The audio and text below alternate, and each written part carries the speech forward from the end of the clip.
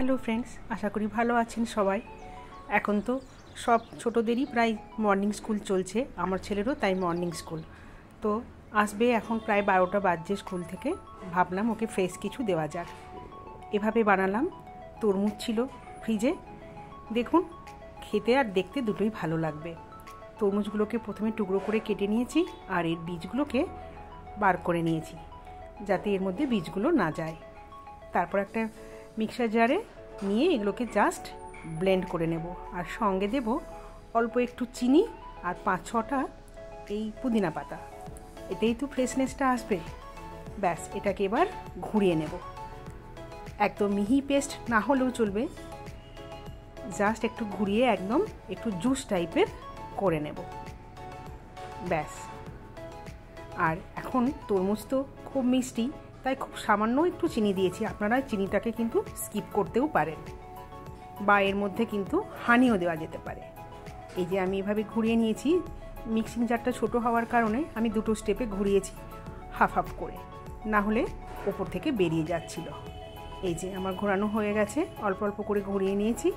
এবার শুধু সার্ভ করব, সেই জন্য সার্ভিং গ্লাসে নিয়ে নিয়েছি 2-3 টুকরো বরফ আর একটা তরমুজের স্লাইস দিয়ে একটু ডেকোরেট করে নিয়েছি অল্প করে। এবার এই জুসটাকে অল্প অল্প করে গ্লাসের মধ্যে আমি ঢেলে দেব। কি ফ্রেশ যে লাগছে দেখতে, খেতে তো দারুণ লাগবে। আর দেব এর মধ্যে পাতিলেবুর রস। এক টুকরো পাতিলেবু নিয়ে গ্লাসের মধ্যে আমি চেপে দিলাম রসটাকে, আর এর মধ্যে দেব স্বাদ মতো বিট লবণ। ব্যাস, আর কিছুই না। একটা স্ট্র দিয়ে দেব, এই স্ট্রটা দিয়েই একটু নাড়িয়ে দেব, মিক্সড করে দেব সবগুলো একসাথে যাতে ভালোভাবে মিশে খাওয়ার জন্য রেডি হয়ে যায়। ব্যাস, ঠান্ডা ঠান্ডা আমার এই তরমুজের শরবত একদম রেডি। স্কুল থেকে ফিরে আসার পর একটু বসে যখন ছেলেকে দেব, দারুণ লাগবে খেতে। অবশ্যই আপনারাও বানিয়ে দেখবেন বাড়িতে এরকমভাবে। আর ছোট বড় সবাই কিন্তু খেতে পারবেন। আর এই ভয়ঙ্কর গরমের হাত থেকে বাঁচতে এবং শরীরকে সুস্থ রাখতে এর তো জুড়ি মেলা ভার। আমরা তো এখন নানা রকমের জিনিস এইভাবে বানিয়ে খাচ্ছি। তো কেমন লাগলো অবশ্যই সেটা আপনারা জানাবেন কমেন্টে।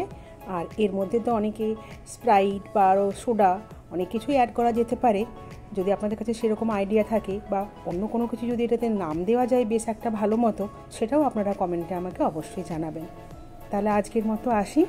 সবাই ভালো থাকবেন, সুস্থ থাকবেন। টাটা।